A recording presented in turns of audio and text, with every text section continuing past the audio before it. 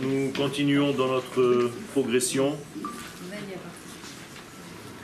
concernant la Géoula de l'Égypte qui a laissé en fait une trace pour toutes les Géoulotes possibles et imaginables dans notre vie.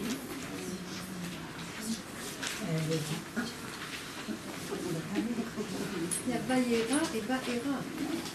Monsieur Vaïra. Et Vaïera, c'est C'est au passé. il n'y a pas de... Si, il y a Il y a ici donc quelque chose qui a trait à toutes les Géoulotes, et de cette Géoula d'Égypte, nous devons apprendre concernant toutes les rédemptions, toutes les Géoulotes dans notre histoire. Borut Rabba nefotza adain bekerev chugim rachavim bidvar hagdarat hagéoula. Beaucoup d'ignorance est propagée encore dans beaucoup de cercles d'études concernant la Géoula. C'est un sujet qui est très mal connu.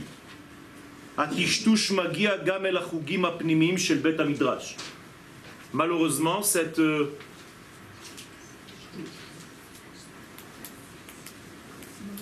mauvaise définition de la Géoula arrive aussi au sein des étudiants de la Torah. Ce qui est plus grave que les gens de la rue.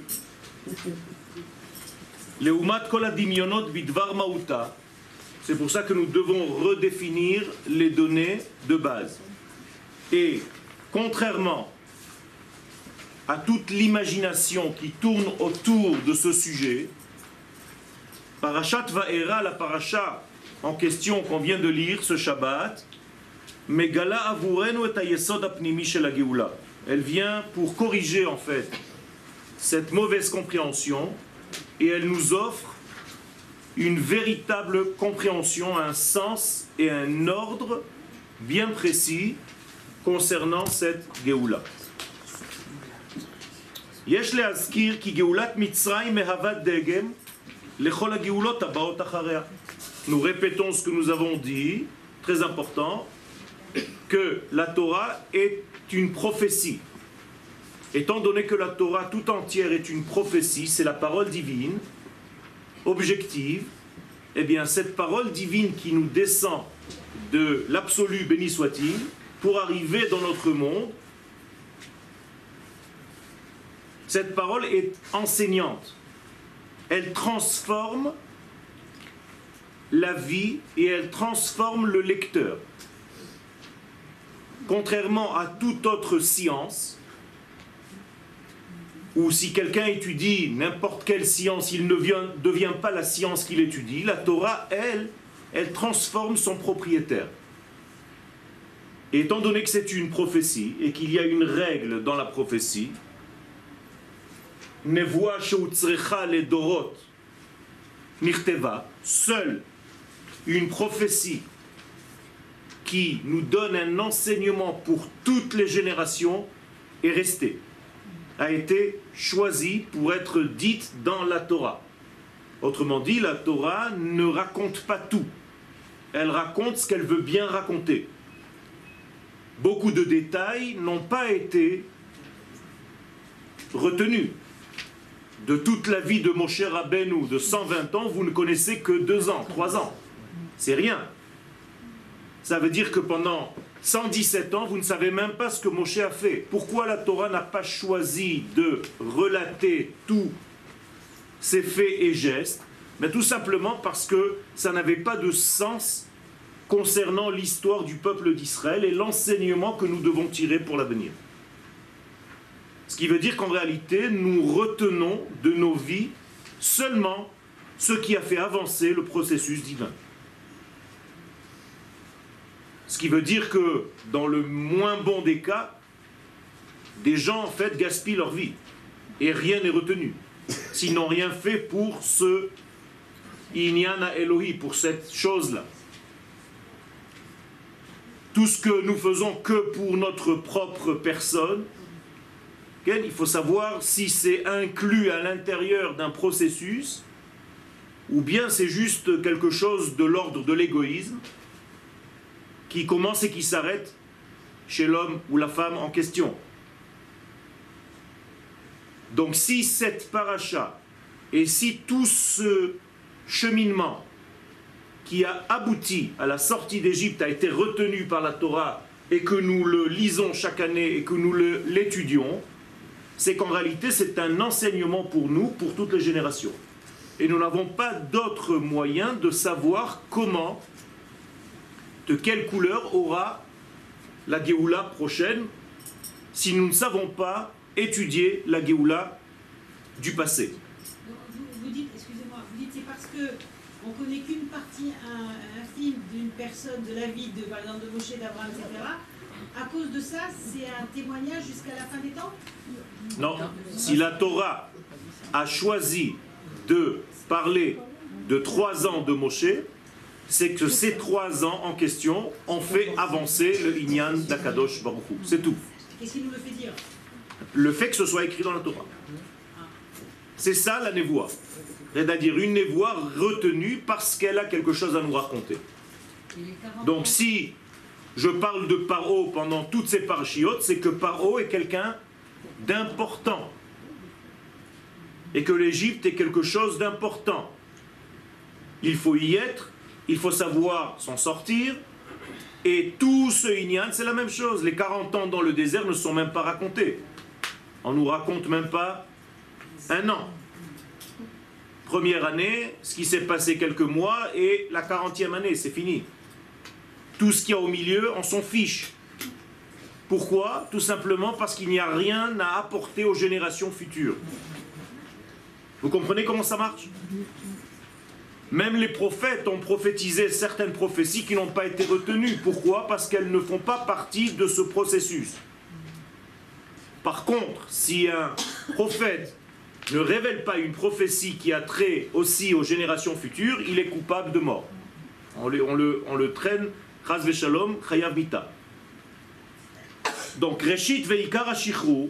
Donc, il faut comprendre quel est le point essentiel, le début, la source de la libération, min ha'avdut lecherut, de l'esclavage à la liberté. Est-ce que c'est seulement pour libérer quelques personnes qui étaient là-bas? Non. C'est pour libérer en fait le porte-parole de Dieu. On est d'accord sur ce point.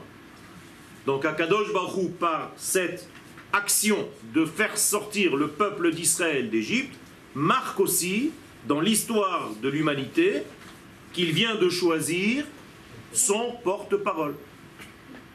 Puisque c'est lui qu'il va libérer. Et en le libérant, lui, il se libère lui-même. Car ce porte-parole va révéler en fait ce que l'infini, béni soit-il, ne révèle pas seul. Il a créé le monde pour que quelqu'un soit son vecteur, son médiateur. Et ce quelqu'un en question, c'est une Neshama qui s'appelle Israël, qui va un jour descendre dans des corps qui vont être porteurs de ce programme divin, du devenir de l'humanité tout entière. Et donc à partir de cette libération d'Égypte, on voit que non seulement on est libéré de l'esclavage, de la soumission au pharaon, ça ne suffit pas. Car vous pouvez être libéré d'un patron, mais ça ne veut pas dire pour autant que vous avez trouvé ce que vous êtes vous-même. On est d'accord? Vous êtes libre de lui, mais vous ne vous connaissez pas encore. Donc en réalité, il y a 2 actions dans cette libération. La première, de ne plus être soumis à quelqu'un, et la deuxième, de retrouver qui je suis. Donc la atzmaout, l'indépendance, devient une atzmiyut. Je dois savoir qui je suis. Et c'est ça le sens profond de la atzmiyut et de la atzmaout, de l'indépendance. Mais quel est l'essentiel de cette indépendance au niveau du peuple d'Israël? Eh bien, c'est une atzmaout politique. Et oui, il n'y a pas 1 gramme de religiosité. dans cette libération d'Égypte. Ce n'est qu'une indépendance politique. Et je vais vous le prouver. Klomar, Shelodai beshichur me'ol hagalut, donc ça ne suffit pas d'être libéré de quelqu'un qui m'assujettit. Shetzarich bimiuchad liot ne'emanim le'atzmenu, il faut aussi que j'arrive à la fidélité à qui je suis dans mon essence. Là, je peux dire que j'ai été libéré. Car être libéré de quelqu'un, mais de rester esclave d'autre chose, ce n'est pas une libération totale. Alors nous allons voir, c'est la Torah, donc la prophétie divine, c'est Dieu qui parle, de quel point, il y en a 5, se trouve le programme de l'infini béni soit-il. Imaginez-vous maintenant qu'on doit élire Dieu et il nous donne le programme de son élection. Voilà le programme de l'histoire. Car maintenant il est face au porteur du message, donc il doit lui faire part de ce message. Écoutez bien, lorsque Moshe parle au Pharaon, il lui parle de religion. On va sortir d'Égypte pour aller sacrifier, faire des prières et revenir. Pourquoi il ne lui dit pas la vraie raison? Parce que Paro n'est pas capable d'entendre cette vraie raison. Car si on lui dit que c'est politique, il va se dire, attends là, ça devient dangereux. Tant qu'ils sont religieux, ça ne gêne personne. Vous pouvez être religieux dans n'importe quel pays du monde. Mais à partir du moment où vous voulez devenir une nation qui un jour deviendra peut-être ennemie de la nation en question, là ça commence à faire peur. Moralité, en tant que religieux, nous ne faisons peur à personne. Mais en tant que nation, vous voyez jusqu'à aujourd'hui ce qu'on paye.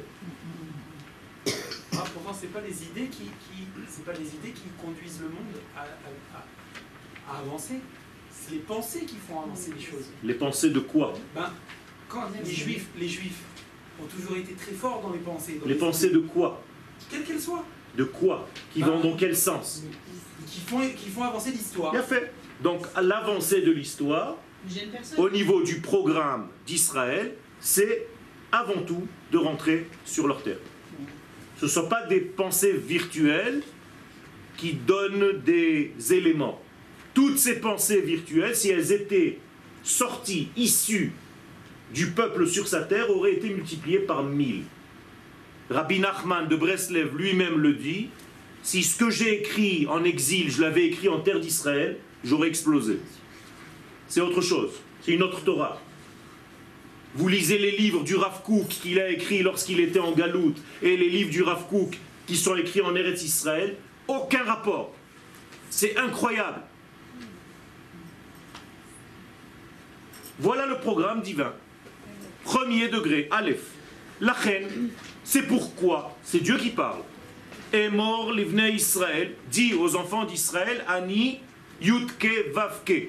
D'abord, annonce le nom, annonce la couleur. Quelle est la racine de ce nom, le tétragramme Yudke Vavke? Est-ce que vous savez quelle est sa fonction?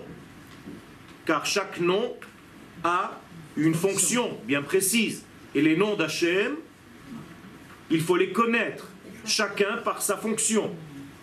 Sans cela, vous ne pouvez pas augmenter dans l'étude de la Torah. Comme il est dit, Asagevehu, je l'élèverai à une condition, qui yada shemi, s'il connaît mon nom. Qu'est-ce que ça veut dire connaître le nom? Connaître le dévoilement, pas l'essence. L'essence, on ne peut pas la connaître. Le nom, c'est le dévoilement de la chose. Jamais on ne peut connaître l'essence de Dieu. C'est l'infini béni soit-il. Quand vous entrez dans une leçon de kabbaliste, tout le monde se marre pendant les cours. Pourquoi? Parce que tous les kabbalistes qui étudient savent qu'ils ne savent rien. Et donc on ne peut pas parler de l'infini béni soit-il. Donc arrêtez de vous prendre au sérieux. On n'est même pas en Trom Chova, ni au Gan Chova. D'accord? Donc il faut faire très attention.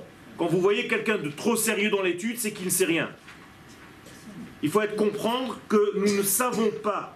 Donc, qu'est-ce que nous pouvons étudier? Seulement ce qu'il a demandé à dévoiler de lui. Son essence, je n'ai pas le droit, mais ce qu'il veut pour ce monde, j'ai le devoir. Ça s'appelle Shemo. Donc, il y a Hu, Ushmo, Echad. Lui, c'est son essence, je ne m'en occupe pas. Ushmo, c'est son dévoilement. Et là, je dois connaître les Shemot. Car en connaissant les Shemot, je connais le sens. Le mot Shem se lit en hébreu Sham, c'est-à-dire un sens directionnel. D'ailleurs, en hébreu, pourquoi? Comment vous dites pourquoi? Pas lama. Les Shem Ma. C'est un raccourci lama. D'accord? Ce sont les initiales de les Shem Ma. Alors on a tout cousu, on a fait lama. C'est comme tapouz, ça n'existe pas. C'est tapouach zahav. C'est devenu tapouze. D'accord? Mais si vous ne connaissez pas la racine, ça ne veut rien dire tapouze. Eh bien, les Shem Ma, pour quel sens? Dans quelle raison? Pour quelle raison tu veux? Donc, quel est le sens du nom Yud Ke Vav Ke, le tétragramme? Quel est le sens de El Shaddai, avec lequel l'Éternel se présente au patriarche, comme il le dit au début? Je me suis dévoilé à eux avec El Shaddai, et le nom Yud Ke Vav Ke, je ne me suis pas dévoilé à eux. Seulement à vous maintenant. Réponse, le nom El Shaddai, c'est le nom d'Hachem qui est responsable des promesses. Chaque fois que l'Éternel promet quelque chose, c'est cette façon-là qui est utilisée. Donc si l'Éternel se dévoile à Abraham, Yitzhak et Yaakov avec El Shaddai, ça veut dire que c'était la période des promesses, pas forcément des réalisations. Or, les réalisations commencent maintenant. Et vous comprenez donc que c'est le nom de Yud Ke Vav Ke. Le Yud Ke Vav Ke, c'est le nom de celui qui n'a non seulement promis, mais qui réalise maintenant. Moralité, Abraham, Yitzhak et Yaakov ont eu des promesses qu'ils n'ont jamais vues se réaliser. Et ils n'ont pas râlé.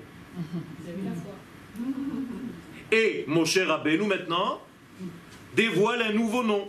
Et c'est le Créateur qui dit à Moshe, dis-leur d'abord, avant tout, Ani Yud Ke Vav Ke. Regardez les commentateurs, Rashi, Ne'eman lekayem et haftachotav. Celui qui est fidèle à Ses promesses. réaliser ses promesses. Comment pouvait-il comprendre ce que signifie Yud Ke Vav Ke, puisque... Comment le peuple pouvait comprendre ça? Moshe explique. C'est ça que Moshe fait. Moshe, c'est un enseignant.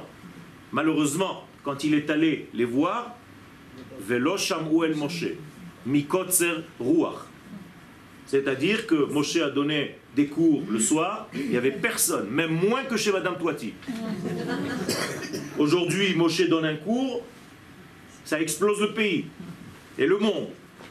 À son époque, Moshe, le pauvre, il arrivait au cours, il mettait son iPhone pour enregistrer, il n'y avait personne qui venait au cours. Écoutez bien, ça veut dire que quand vous avez quelqu'un de grand à votre proximité, vous n'avez pas la conscience de qui il est. Mais après, dans l'histoire, on vous dit, ah, le Harizal, le pauvre, il n'avait personne avec lui. Ils étaient 5. Aujourd'hui, tu dis le Harizal, waouh, tu aurais quitté ton travail pour aller étudier avec lui. Bien. Mais quand il marchait dans les rues là-bas, les gens, ils se disaient, tiens, encore l'allumé là. L'allumé du coin. C'est comme ça. Il faut faire très attention de ne pas rater les gens avec lesquels vous vivez. Mais pour cela, il faut avoir une finesse. Il faut être à l'écoute. Il faut être dans la sensibilité. Donc, Ani Hashem. Et pourquoi maintenant ce nom apparaît? Parce que nous avons affaire à quelque chose de nouveau qui n'a pas eu lieu jusqu'à maintenant. Un peuple. Abraham, aussi grand soit-il, était un homme. Yitzhak et Yaakov, pareil. Aujourd'hui, nous avons affaire à un peuple. Ce n'est plus des hommes. D'ailleurs, les prénoms individuels ont disparu. Et c'est pour ça que la Torah nous dit, celui-là est mort, celui-là est mort, celui-là est mort. Ils sont tous morts. Il n'y a presque plus de noms. Même lorsqu'on veut parler de papa de Moshe et de maman de Moshe, on ne dit pas leur nom. Vayelech ish mi bet Levi, vaikach et bat Levi. Un homme de la tribu de Lévi est parti et s'est marié avec une femme de la tribu de Lévi. Tu ne peux pas me dire leur prénom? Non. Il y a un switch. Les individus disparaissent pour laisser la place à la nation. Donc tous les individus sont morts et maintenant c'est un peuple qui se réveille à la place. Pourquoi il n'a pas dit est mort les âmes Israël, l'âme Shéli? Parce que ce n'est pas encore. Ils sont en train de devenir. Vehotzeti etrem, voilà la première parole. Si on vous demandait, si on vous aurait demandé quelle est la première action de Dieu, c'est la Géoula. Hein, religieux. C'est pas ce que Dieu dit. Première des choses, il faut d'abord sortir. D'abord, je me présente, et la première des choses que je fais, je vous sors. Ne me parle pas de Géoula, ne me parle pas de quoi que ce soit, tu parles de n'importe quoi, tu sais même pas de quoi tu parles. La première des choses qu'un juif doit faire, c'est sortir de son exil.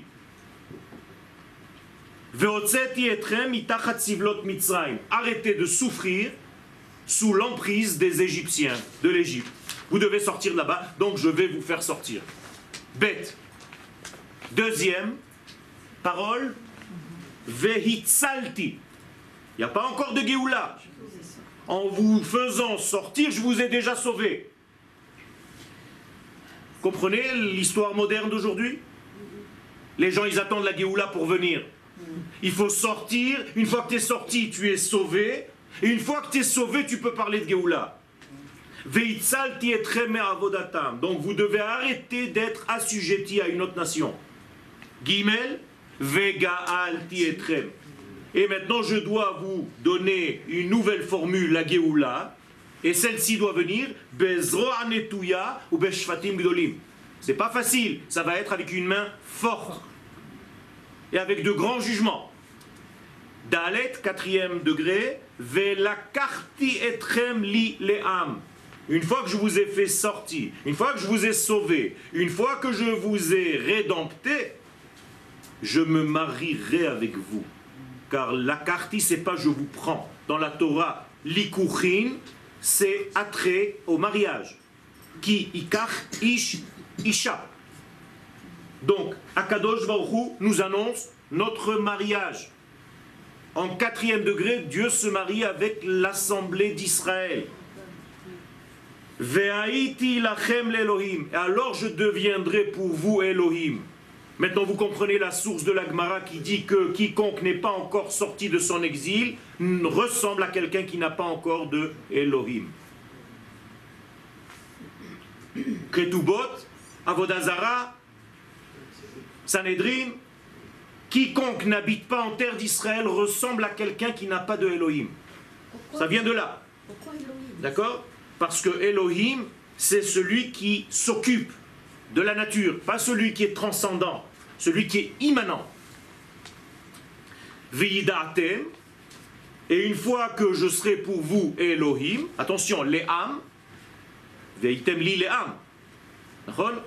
Vous voyez ce li, Ve'lakarti etrem li, c'est pour ça aussi que de là on tire la halacha, qu'un khatan doit dire à la kala, hare at mekudeshet li. Le voilà le li. On apprend ça du mariage d'Akadosh Baruch Hu avec l'Assemblée d'Israël.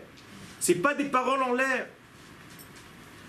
Vidatem, qu'est-ce que c'est Vidatem?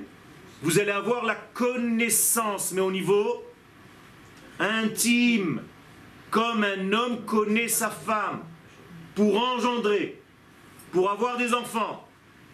Donc Akadosh Baruch Hu va connaître sa nation d'Israël pour la féconder. Vidatem ki ani yudke vavke. En faisant ça, vous allez découvrir le yudke vavke, c'est-à-dire celui qui réalise ses promesses et qui s'occupe de la nation tout entière. Elohechem. Donc il y a les deux noms. Adonai Elohim. On ne prononce pas encore du coup. Hamotzi etrem mitachat tzivlot Mitzrayim. Et quelle est la raison pour laquelle vous allez savoir que je suis votre Dieu? Une seule raison, hein, que je vous ai fait sortir de l'asservissement d'une nation. Écoutez bien, si vous entendez pour l'instant une parole de religion, vous levez la main. Il n'y en a pas. 5e point du programme divin, Veheveti etrem el haaretz. Tout ceci, pourquoi faire? Pour vous amener sur la terre. Asher nasati et yadi latet ota le Abraham, le Yitzhak ou le Yaakov, à qui j'ai promis de donner à Abraham, Yitzhak et Yaakov, venatati ota lachem. Et c'est pour vous toutes ces promesses qui ont été faites, pour ce peuple-là, Moracha Ani Hashem. Et la terminaison, c'est Ani Hashem. Je le jure par mon nom et je vais réaliser ce vœu. C'est-à-dire que Dieu jure qu'il va sortir le peuple d'Israël de son exil et qu'il va l'amener sur sa terre. Et il signe Yudke Vavke à la fin, comme une signature. Il dit Ani, il dit pas Anochi. Ani. Pourquoi? Ani, c'est la Shrina. Dans les 72 noms qu'on appelle les Aïn Bet Shemot, qui sortent de 3 versets dans la Torah, de Parashat Beshalach, pas Shemot, Beshalach, dans 2 Parshiot, vous allez avoir 3 versets. Vaïssa, Vayavo, Vayet. Ces 3 versets ont chacun 72 noms. Et on prend une lettre d'un verset, une autre lettre d'un autre verset et une autre lettre d'un 3e verset, et ça nous forme un mot de 3 lettres qui est pour la plupart incompréhensible. Et on fait un 2e lettre du 1er verset, 2e lettre du 2e verset, 2e lettre du 3e verset, et on forme encore un nom de 3 lettres. Et vous avez en fait un tableau de 72 cases, puisqu'il y a 72 noms, et dans chaque case, il y a 3 lettres, 3 lettres, 3 lettres, 3 lettres. Et il faut les étudier. J'ai écrit un livre entier sur ces noms. Ça s'appelle Aïn Bet Shemot. Et chaque nom s'occupe de quelque chose de bien précis dans la vie. Quelqu'un qui a peur, il a tel nom à regarder. Quelqu'un qui a des angoisses, il a tel nom à regarder. Quelqu'un qui n'est pas bien dans sa peau, il a tel nom à regarder. Bien entendu, pas comme de la sorcellerie, mais en sachant que la lumière infinie traverse ces noms comme un filtre et apparaissent dans ce monde. Et il y a toute une explication au départ dans la Hakdama pour expliquer comment faire la kavana de ces noms-là. Ani, pour revenir à ta question, c'est le nom central de ces 72 noms. Et quand vous étudiez cela, vous comprenez qu'il s'agit de la royauté d'Israël qui s'appelle Ani. Pourquoi elle s'appelle Ani? Parce que la direction de Dieu, c'est vers elle. Je vous ai déjà dit qu'en hébreu, le mot An veut dire vers. Vers, V-E-R-S, vers. Les An. Vers quoi? Donc quand c'est le An qui m'appartient, c'est An-I. Donc le An-I, c'est Akadosh Baruch Hu qui s'occupe de moi en tant que nation d'Israël. Et c'est pour ça qu'en araméen, on ne sort pas le Nun, il reste tout le temps Ant. Comme en arabe, Inti. En hébreu, le Nun sort. Donc ça devient Ata, mais ça aurait dû être Anta. Comprenez? Et donc le Ani, c'est la centralité de l'idéal divin. À qui Akadosh Baruch Hu pense quand il fait tout ça? Eh bien, à son porte-parole, l'Assemblée d'Israël, qui est en l'occurrence une femme. C'est-à-dire que le meilleur porte-parole pour Akadosh Baruch Hu, c'est une femme. C'est son épouse. Ça s'appelle la Knesset Israël, l'Assemblée d'Israël. Pourquoi ça doit être une femme et non pas un homme? Parce que la femme a pour source le dévoilement. Sa racine, sa nature, c'est de dévoiler. C'est elle qui porte le message de l'homme, comme la graine de semence, et qui en fait un bébé. Eh bien, nous avons reçu la graine de semence d'Akadosh Baruch Hu, et nous avons fait un bébé. Et ce bébé, en réalité, c'est tout le messianisme qui va offrir au monde une vie meilleure. 5 degrés, 5 points du programme divin. Jusque-là, c'est clair. Facile. מימוש ההבטחה האלוהית לאבות מתנהל, le מימוש, לפי הסדר הזה דווקא. Donc tout ce que Dieu a promis au Père va se réaliser maintenant selon ces 5 points. והוא מלמד כי הגאולה אינה כוללת את מעמד הר סיני. On voit déjà, incroyable, ce qui nous sort aux yeux, c'est que le programme de la Géoula n'a aucun rapport avec le don de la Torah. Avec la religion. Ok? שנרמז באופן אישי למשה בלבד בסנה. Ce programme individuellement a été donné à Moshe lorsqu'il était devant le buisson. Mais les enfants d'Israël n'ont pas entendu ce programme. Ils ne savent même pas de quoi il s'agit. On a déjà fait un cours à ce sujet-là. Même au moment où le don de la Torah doit se faire, 1 heure avant, vous marchez avec un micro pour demander aux enfants d'Israël qui sont là-bas, arrêtés, en parking, qu'est-ce que vous attendez? Ils disent on ne sait pas, il nous a dit de nous arrêter, on ne sait pas ce qui se passe. Ils ne savent pas que la Torah va être donnée. Il faut bien comprendre ça. C'est incroyable mais vrai. Donc le don de la Torah, là, dans ces 5 points de programme, n'est pas représenté, n'est pas retenu comme un objectif. Bifnei atzmo, à part entière. Avuram Israël. La même chose, car benogea leizkur azvicha l'Hashem. Quand Moshe parle aux enfants d'Israël, il ne leur dit plus les raisons qu'il a dites à Paro. À Paro, il a dit des raisons religieuses. Aux enfants d'Israël, il leur donne un programme politique, national, qui ne contient aucun élément religieux. Même pas aller prier ni faire un sacrifice à Dieu. Ça n'existe pas dans les paroles de Moshe aux enfants d'Israël. Peut-être que je dis une bêtise, mais on fait Shavuot parce qu'on nous dit que les bénis Israël, ils se sont quasiment endormis 3 jours avant. Ils étaient bien au courant. Non, pas du tout. Ils sont endormis non, sans savoir. C'est tout ce qui est dit. Al tikrevu el isha. Verset. Tu dois les connaître, tu les connais. Il n'y a rien de Torah dedans. On fait Shavuot, on lit le tikkun. Nous, on fait le tikkun parce qu'on devait être prêt. Heyu nechonim layom hashlishi, le shloshet yamim. Ils ne savaient pas ce que ça voulait dire, mais c'est pas grave.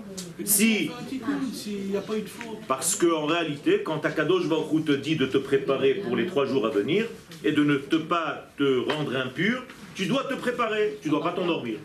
Donc on leur a demandé de se préparer. Sans savoir ce qu'ils sont en train de... Exactement. D'ailleurs, même quand ça se passe, quand le don de la Torah a lieu, les enfants d'Israël, qu'est-ce qu'ils disent à Moshe? Non, ça c'est après. Non. Tu étais pas, tu étais. Moshe Rabbeinu, tu es bien sympathique, tu es un bon sorcier. Mais nous, on veut entendre de la parole de Dieu lui-même. Arrête de nous baratiner. Daber, lo dome shomea mipi gvura mipi shomea mipi harav. Retsonenu lirot et malkenu. Nous voulons voir notre roi. On n'a pas besoin d'intermédiaire. Moshe, dégage, s'il te plaît. Et qu'est-ce qu'Akadosh Baruch Hu dit à Moshe? Ils ont raison. Ils sont en train de faire le bérou pour les générations à venir, parce qu'aujourd'hui tu n'as plus de doute que la Torah est réelle. Parce que justement, tes grands-parents ont fait déjà le travail. De ne pas croire Moshe. Parce que ça aurait pu être un magicien, sorti de je ne sais où.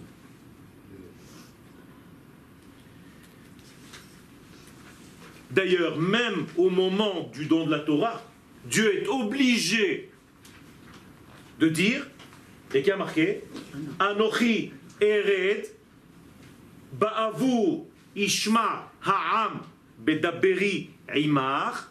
Maintenant je vais descendre moi, dit Dieu, pour que le peuple entende quand moi je te parle, vegam becha ya'aminu. Je vous cite des versets. Et ils auront foi en toi aussi. Pour l'instant, ils ne croient même pas que toi tu es un messager.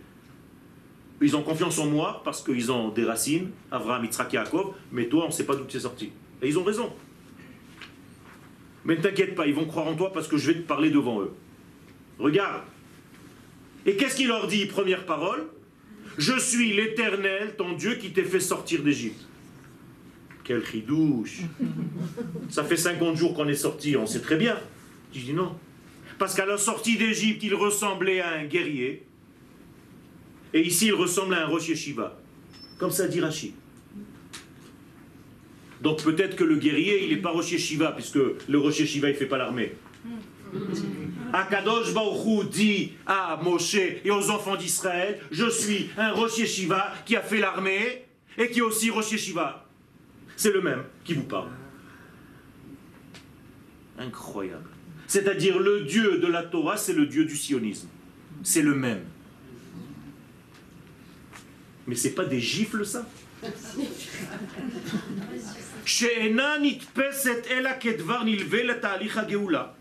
Donc ça veut dire quoi? Ça veut dire que toute la partie entre guillemets religieuse, elle est en parallèle. Pessah, qu'est-ce que tu fêtes? La sortie d'Égypte, donc une fête religieuse. Pas du tout religieuse, nationale. C'est tout simplement le jour de l'indépendance, c'est Yom HaAtzmaut. Il n'y a pas de religion là-dedans. Shavuot, qu'est-ce que tu fêtes? Une fête religieuse ou non? Oui, Shavuot c'est déjà religieux, c'est le don de la Torah. Question, il y a une fête nationale à Pessah, il y a une fête religieuse à Shavuot. Est-ce que je fête Pessah par rapport à Shavuot? Non. Même s'il n'y avait pas Shavuot, je fête Pessah. Mais est-ce que je peux fêter Shavuot s'il n'y avait pas Pessah? Non. Donc je ne peux pas être dans la Torah s'il n'y avait pas d'indépendance. Alors que s'il y a d'indépendance et il n'y avait pas la Torah, j'aurais fêté encore Pessah. C'est pas une gifle, ça? Ça, c'est la halakha, rabotai.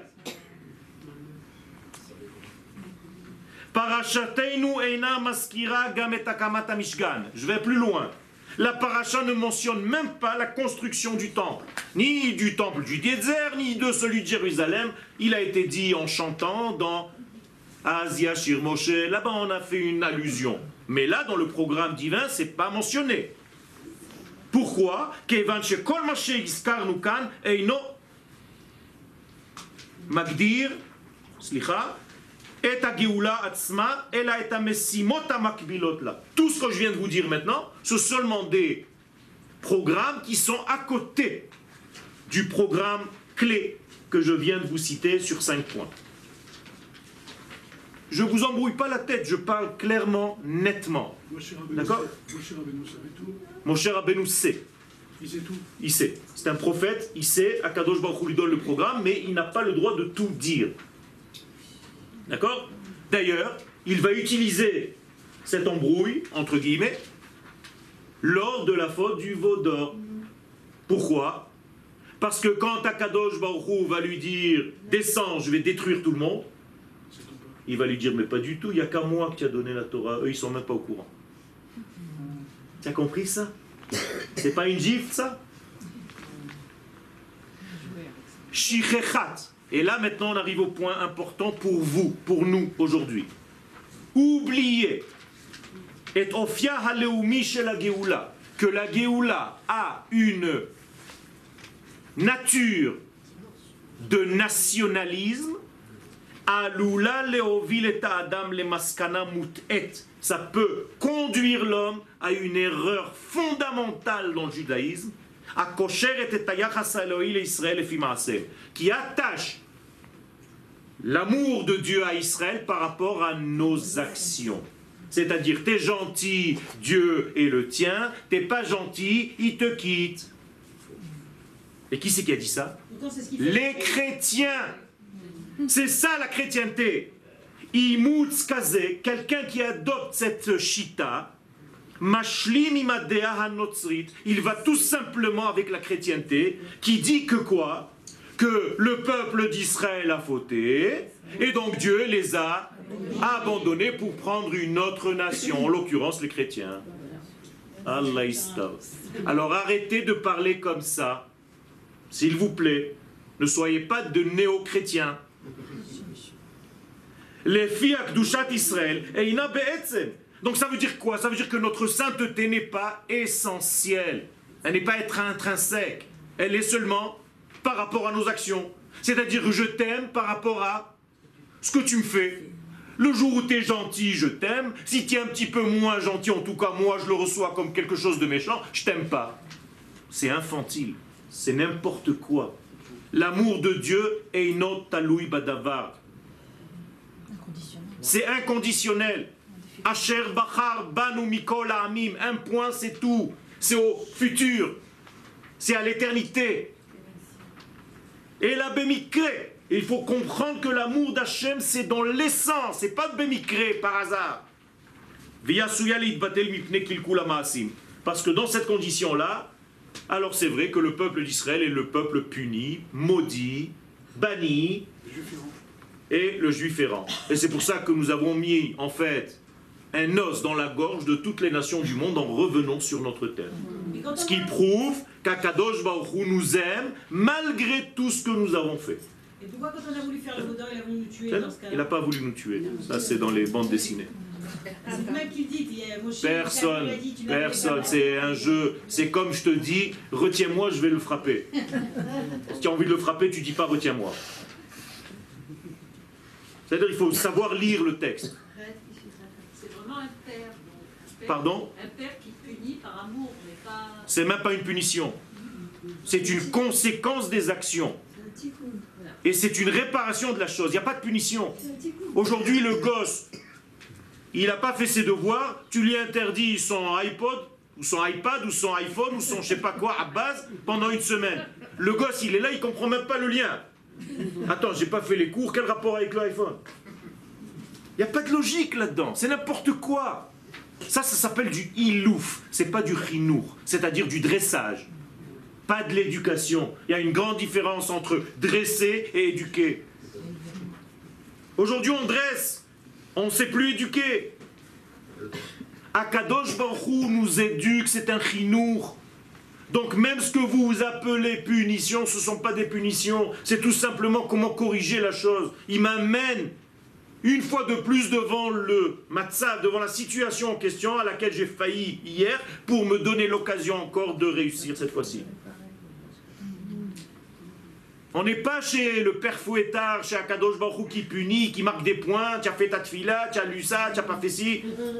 Alors qu'est-ce que ça veut dire Ulsraram Tzadikim Lavo? Sachar. Ça veut dire quoi? Ça veut dire que la véritable bénéfice, le sachar c'est le bénéfice, c'est en réalité au niveau de la neshama. C'est-à-dire que ta neshama va sentir qu'Akadosh Baruch Hu, c'est ça le hatid, c'est ça l'avenir, c'est ça l'intériorité, c'est ça le olam haba.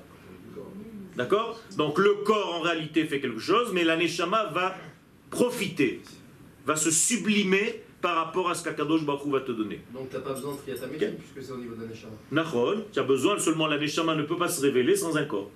C'est pour ça qu'on a besoin de Triyat HaMetim. C'est tout.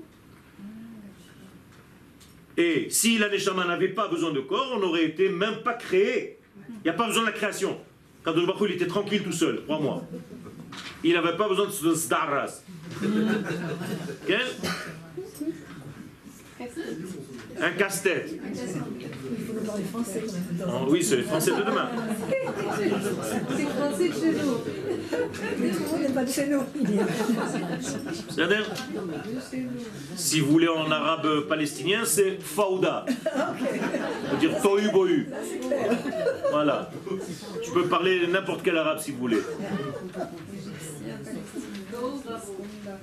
Benosaf lekol hane'emar adko. De plus, tout ce qu'on vient de dire maintenant, la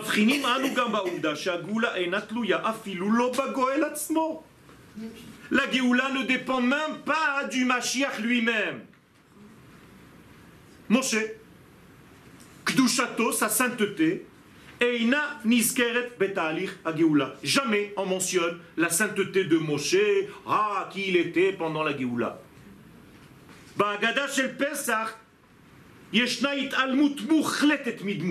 on n'a même pas le droit de mentionner Moshe. Il n'est même pas mentionné dans la Haggadah. Il n'y a pas une fois le nom de Moshe.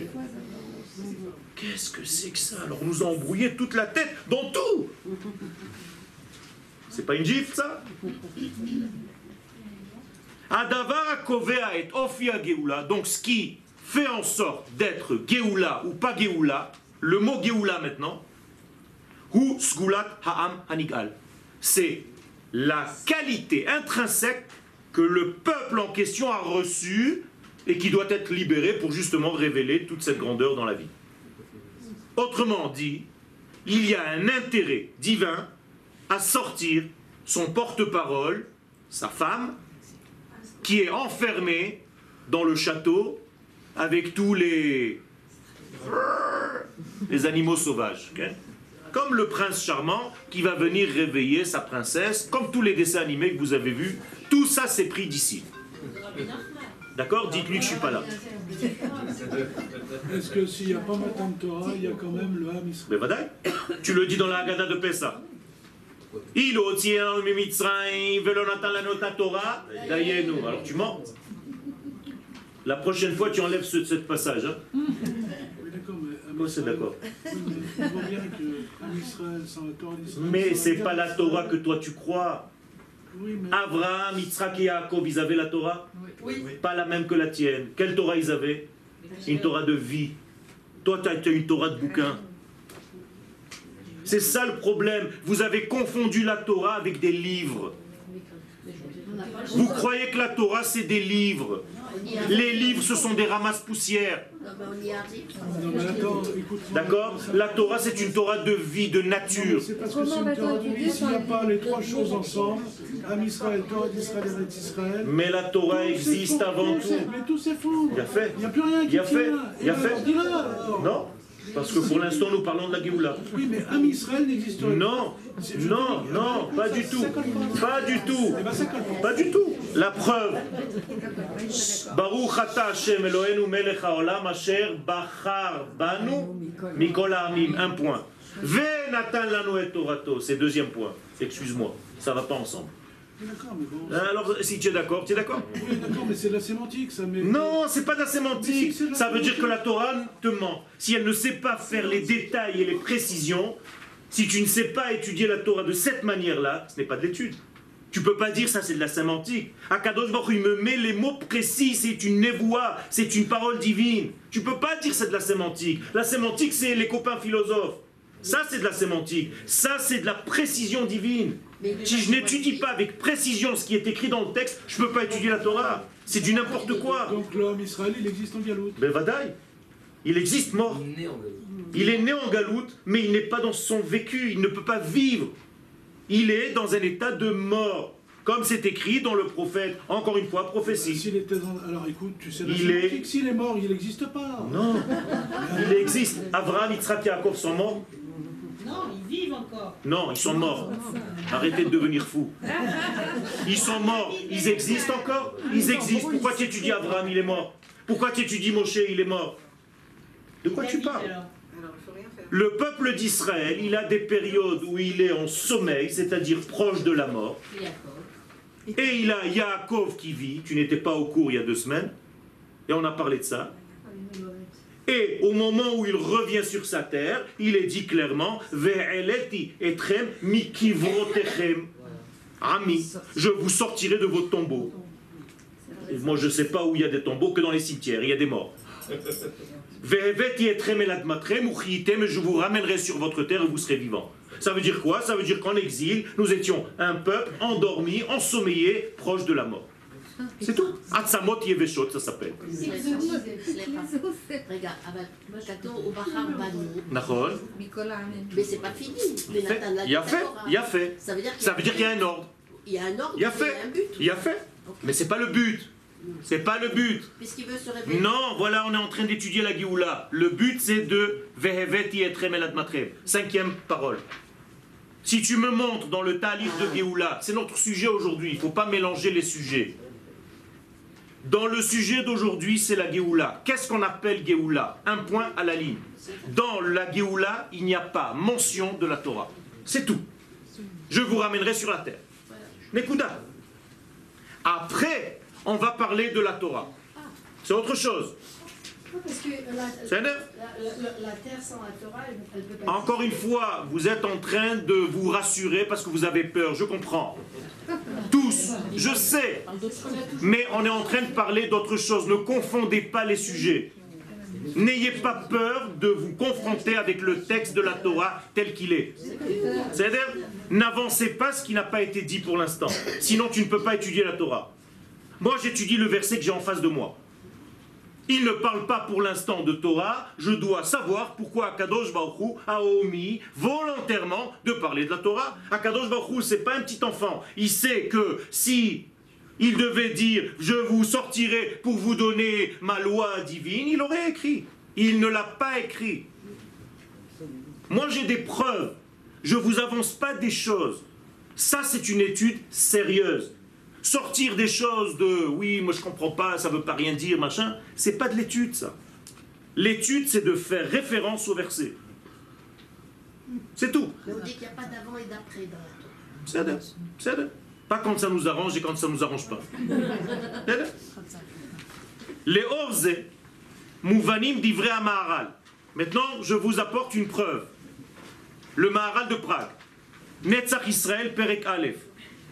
Ça vous convient comme référence? Ok, alors on va voir ce que le Maharal dit, peut-être que Yoel a tort. On va voir ce que le Maharal dit dans Netzach Israël. Le Maharal nous explique qu'est-ce que c'est que l'exil. Il dit ces 3 points. Aleph, Yetzia me'eretz Israël, sortir de la terre d'Israël. Deuxième, Pizou haouma ben hagoïm, l'éparpillement de la nation parmi les peuples dans lesquels on est exilé. Troisième, Shi'abud le'umot haolam, asservissement aux autres nations. Vous entendez quelque chose de Torah là-dedans? Rien.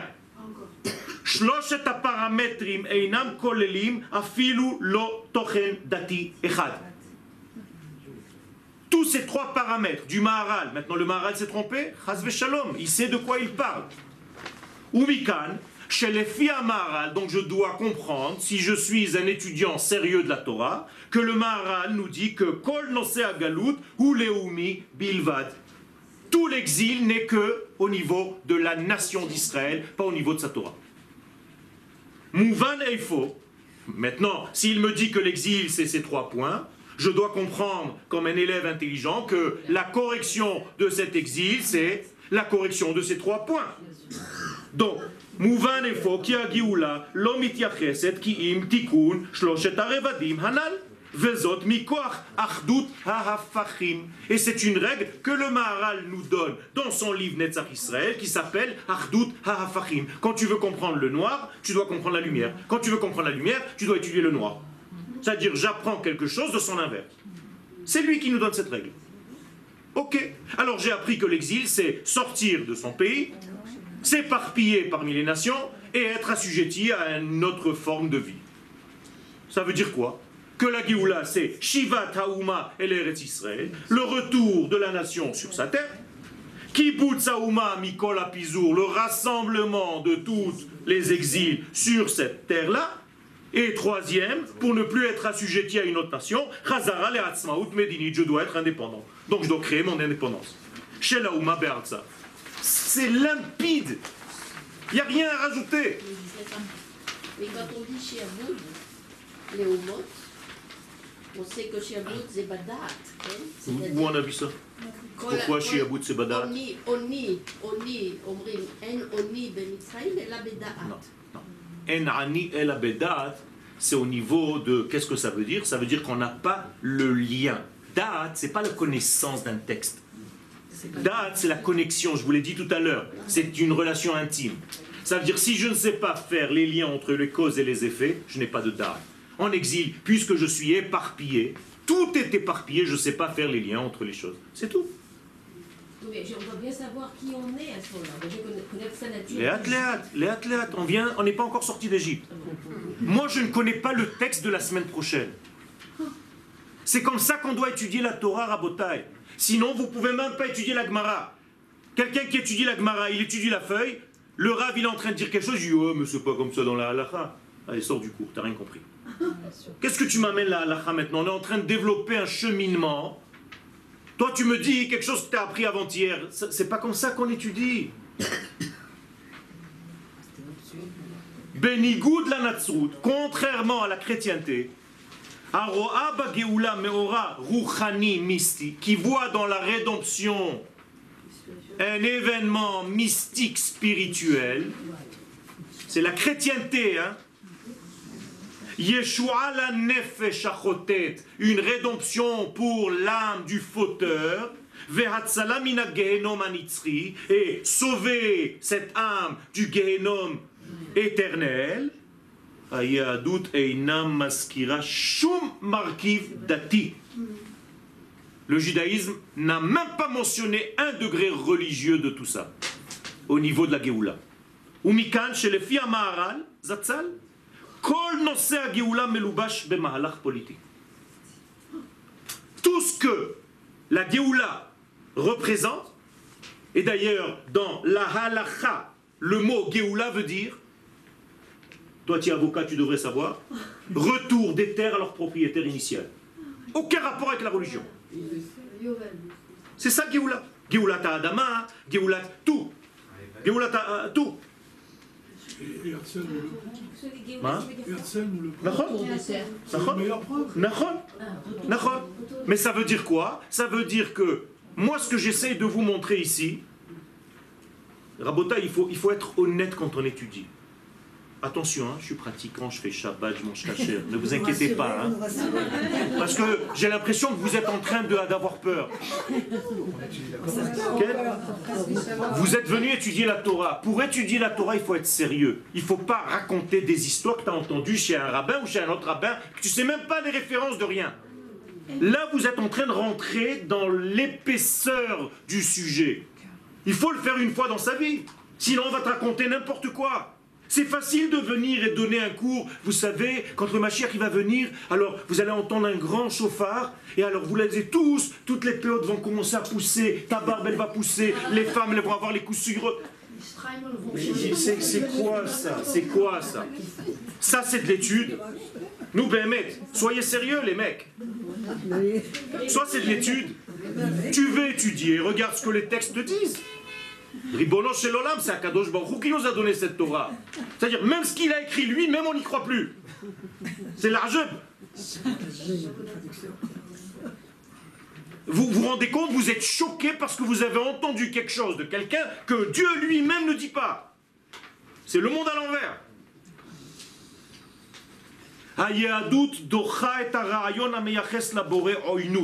D'abord et avant tout, il faut arrêter de croire que Dieu c'est un ennemi de l'homme.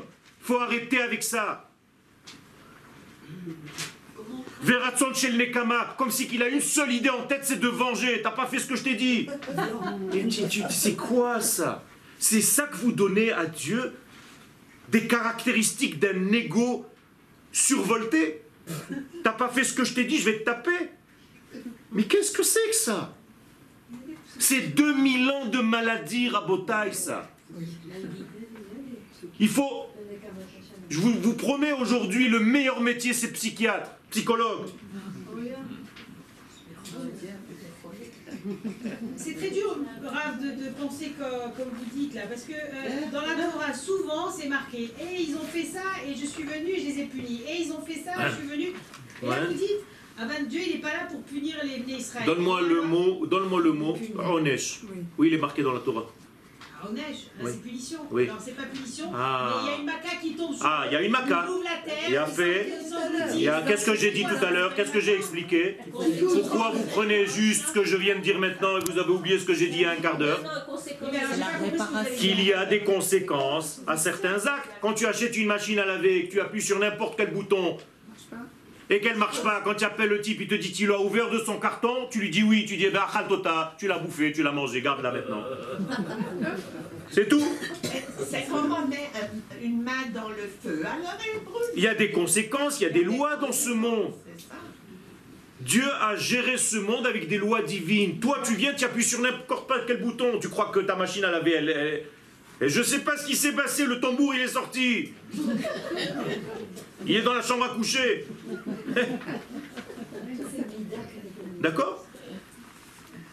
Amesima ha'amitit.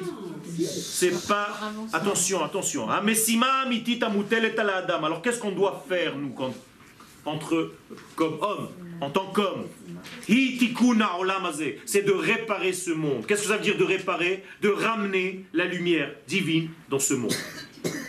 Pour ramener la lumière divine dans ce monde, la Torah, les valeurs de la Torah, il faut être sur sa terre. C'est tout ce qu'Akadosh Baruch Hu nous dit. Je n'ai pas commencé mon programme, je veux le commencer, vous m'empêchez, vous étiez encore en prison.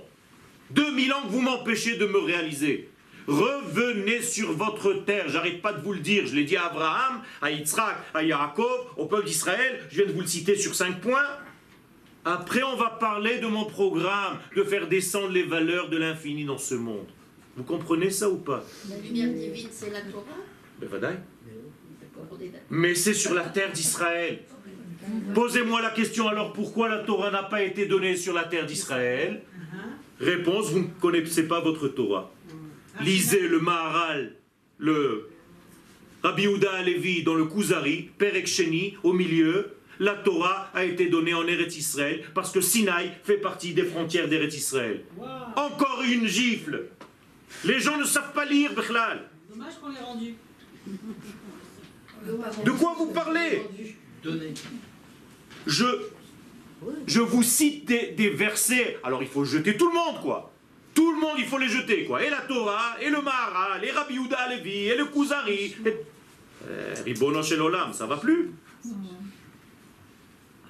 Il n'y a pas de prophétie en dehors de la terre d'Israël. Si le peuple d'Israël veut devenir le porte-parole du divin, il doit être sur sa terre, un point à la ligne. C'est pour ça que Dieu, sans arrêt, essaye de nous faire comprendre ce sujet, et sans arrêt, on ne le comprend pas.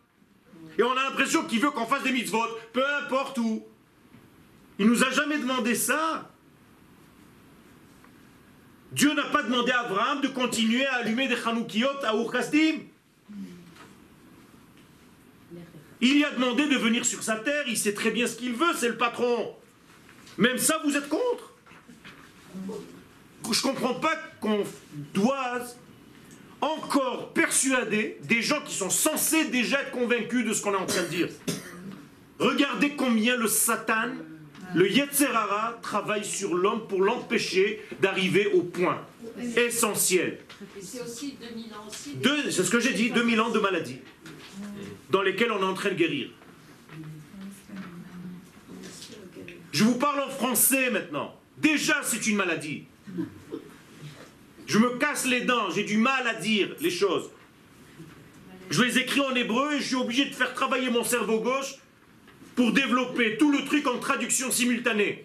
Ça me fait travailler, c'est bien, merci. Mais imaginez-vous, c'est le double du temps. C'est le double du temps. En hébreu, ça coule de source. Tout ce qui a été fait en galoute, c'est pas, j'ai pas dit ça. J'ai dit que c'était un passage pour aller récupérer certaines étincelles qui sont tombées. Je vous l'ai dit déjà dans d'autres cours. Mais une fois qu'on les a récupérées, il faut savoir que c'est terminé. Tu peux pas rester tout le temps à aller chercher des étincelles. Une fois que tes étincelles ont été récupérées, qu'est-ce que tu continues à rester là-bas? D'ailleurs, Yaakov Avinu, de quoi il a peur le plus? Pourquoi il a peur? Pourquoi il a peur de revenir sur la terre d'Israël? Parce que son frère était déjà là, et il dit un seul mot, 2 mots, 3 mots. Va'echar ad ata. J'ai trop tardé jusqu'à maintenant. Qu'est-ce que vous voulez de plus que ça? C'est une bombe. Yaakov nous dit, j'ai trop tardé en exil. Ça veut dire que mes enfants vont aussi tarder de revenir. Alors vous voulez le Mashiach tous, mais vous arrivez jamais à l'heure quand il y a un mariage. On vous marque 8 heures sur la carte, tout le monde arrive à 9 heures. La choupa, jamais elle commence à l'heure. On raconte des salades à tout le monde. Pourquoi tu invites les gens à 7h30 pour commencer la choupa à 10h? Mais c'est la même chose pour Akadosh Baruch Hu. C'est pas normal tous ces trucs là. Voler le temps de quelqu'un, c'est normal?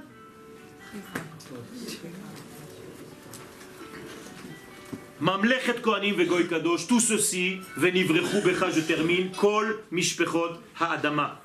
Je veux que toutes les nations de la terre, les familles de la terre soient reliées à moi par toi.